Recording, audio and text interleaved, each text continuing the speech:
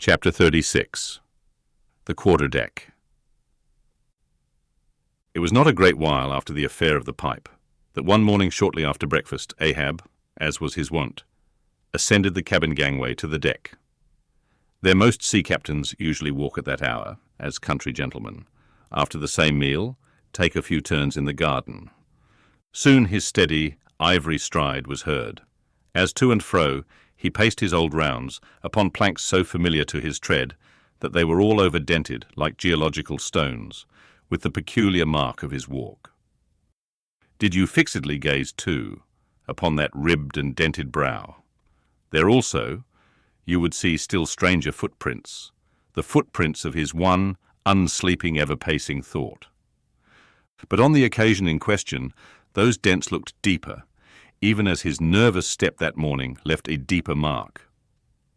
And so full of his thought was Ahab that at every uniform turn that he made, now at the mainmast and now at the binnacle, you could almost see that thought turn in him as he turned, and pace in him as he paced. So completely possessing him, indeed, that it all but seemed the inward mould of every outer movement. "Do you mark him, Flask?" whispered Stubb. "The chick that's in him pecks the shell. 'Twill soon be out." The hours wore on. Ahab now shut up within his cabin, anon pacing the deck, with the same intense bigotry of purpose in his aspect. It drew near the close of day. Suddenly he came to a halt by the bulwarks, and inserting his bone leg into the auger hole there, and with one hand grasping a shroud, he ordered Starbuck to send everybody aft. "Sir," said the mate, astonished at an order seldom or never given on shipboard, except in some extraordinary case. "Send everybody aft," repeated Ahab. "Mastheads there. Come down." When the entire ship's company were assembled, and with curious and not wholly unapprehensive faces, were eyeing him, for he looked not unlike the weather horizon when a storm is coming up, Ahab, after rapidly glancing over the bulwarks and then darting his eyes among the crew, started from his standpoint, and as though not a soul were nigh him resumed his heavy turns upon the deck. With bent head and half-slouched hat, he continued to pace, unmindful of the wondering, whispering among the men, till Stubb cautiously whispered to Flask that Ahab must have summoned them there for the purpose of witnessing a pedestrian feat. But this did not last long. Vehemently pausing, he cried, "What do you do when you see a whale, men?" "Sing out for him," was the impulsive rejoinder from a score of clubbed voices. "Good," cried Ahab, with a wild approval in his tones, observing the hearty animation into which his unexpected question had so magnetically thrown them. "And what do you next, men?" "Lower away, and after him." "And what tune is it ye pull to, men?" "A dead whale or a stove boat?"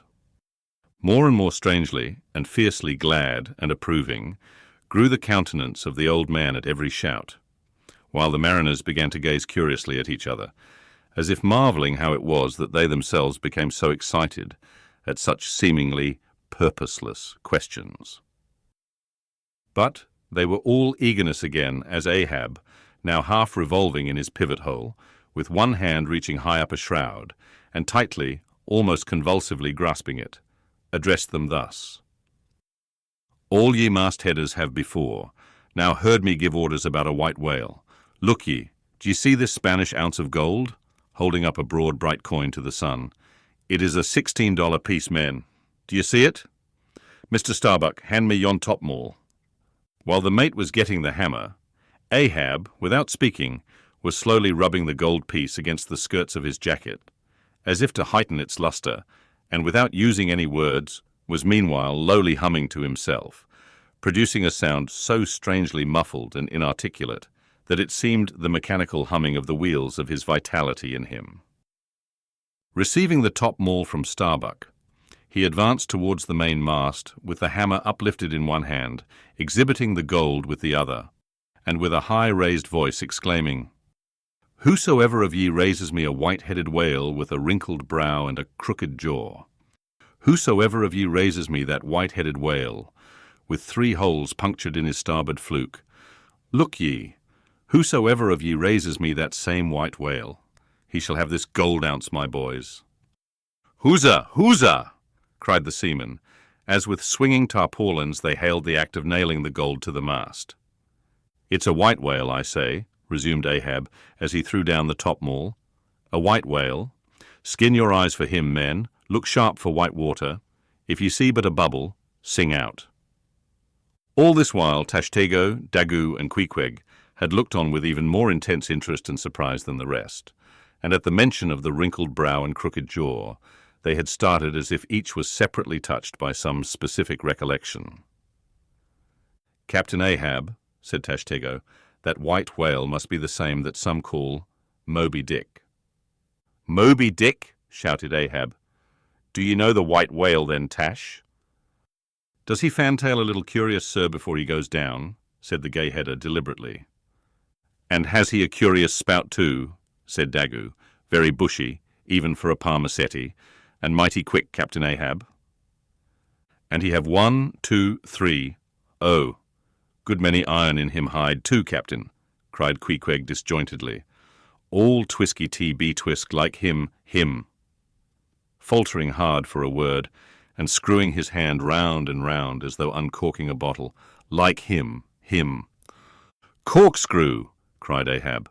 Aye, Queequeg, the harpoons lie all twisted and wrenched in him. Aye, Daggoo, his spout is a big one, like a whole shock of wheat, and white as a pile of our Nantucket wool after the great annual sheep shearing. Aye, Tashtego, and he fantails like a split jib in a squall. Death and devils, men, it is Moby Dick ye have seen. Moby Dick, Moby Dick. Captain Ahab, said Starbuck, who, with stub and flask, had thus far been eyeing his superior with increasing surprise, but at last seemed struck with a thought which somewhat explained all the wonder. Captain Ahab, I have heard of Moby Dick, but it was not Moby Dick that took off thy leg. Who told thee that? Cried Ahab, then pausing. I, Starbuck. Aye, my hearties all round. It was Moby Dick that dismasted me. Moby Dick that brought me to this dead stump I stand on now. Aye, he shouted with a terrific loud animal sob like that of a heart-stricken moose.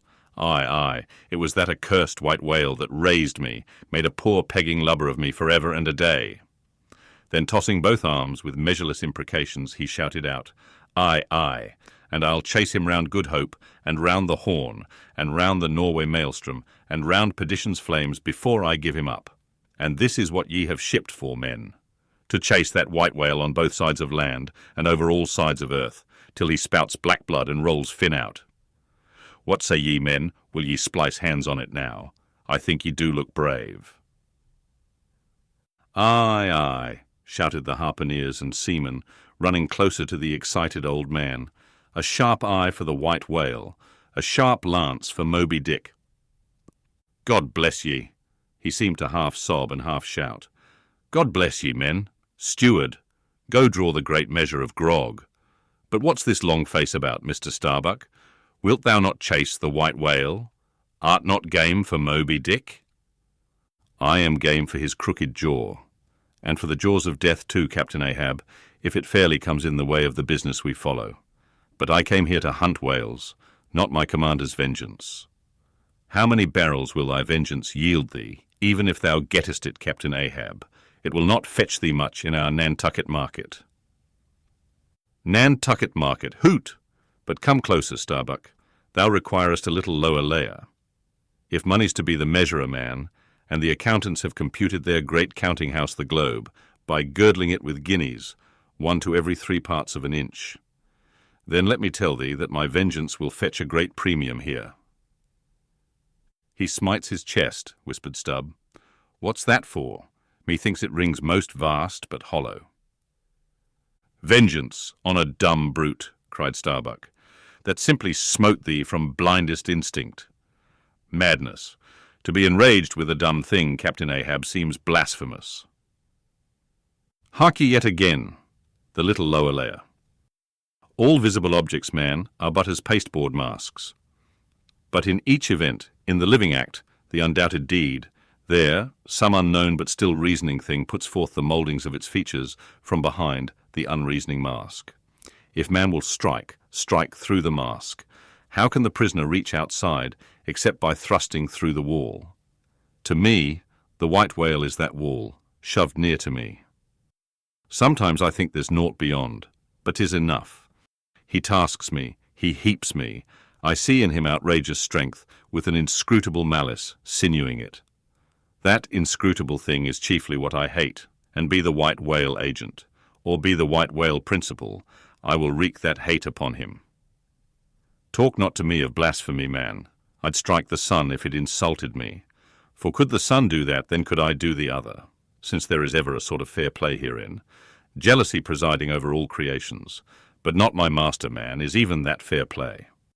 Who's over me? Truth hath no confines. Take off thine eye. More intolerable than fiends' glarings is a doltish stare. So, thou reddenest and palest. My heat has melted thee to anger glow. But look ye, Starbuck, what is said in heat, that thing unsays itself. There are men from whom warm words are small indignity. I meant not to incense thee. Let it go. Look. See yonder Turkish cheeks of spotted tawn, living, breathing pictures painted by the sun, the pagan leopards, the unrecking and unworshipping things that live, and seek and give no reasons for the torrid life they feel. The crew, man, the crew. Are they not one and all with Ahab, in this matter of the whale? See Stubb. He laughs. See yonder Chilean. He snorts to think of it. Stand up amid the general hurricane. Thy one toss sapling cannot, Starbuck. And what is it? Reckon it. 'Tis but to help strike a fin. No wondrous feat for Starbuck. What is it more? From this one poor hunt, then, the best lance out of all Nantucket. Surely he will not hang back, when every foremast hand has clutched a whetstone. Ah, constraining seize thee, I see. The billow lifts thee. Speak, but speak. Aye, thy silence, then, that voices thee. Aside. Something shot from my dilated nostrils. He has inhaled it in his lungs. Starbuck now is mine, cannot oppose me now without rebellion. God keep me, keep us all, murmured Starbuck lowly. But in his joy, at the enchanted tacit acquiescence of the mate, Ahab did not hear his foreboding invocation, nor yet the low laugh from the hold, nor yet the presaging vibrations of the winds in the cordage, nor yet the hollow flap of the sails against the masts, as for a moment their hearts sank in. For again Starbuck's downcast eyes lighted up with the stubbornness of life. The subterranean laugh died away. The winds blew on. The sails filled out. The ship heaved and rolled as before.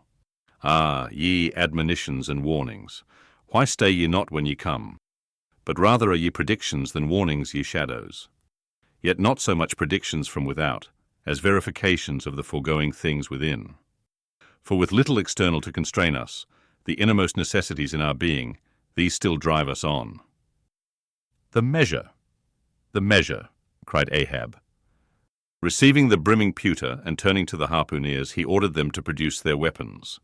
Then ranging them before him near the capstan, with their harpoons in their hands, while his three mates stood at his side with their lances, and the rest of the ship's company formed a circle round the group. He stood for an instant, searchingly eyeing every man of his crew. But those wild eyes met his, as the bloodshot eyes of the prairie wolves meet the eye of their leader, ere he rushes on at their head in the trail of the bison. But alas, only to fall into the hidden snare of the Indian. Drink and pass, he cried, handing the heavy-charged flagon to the nearest seaman.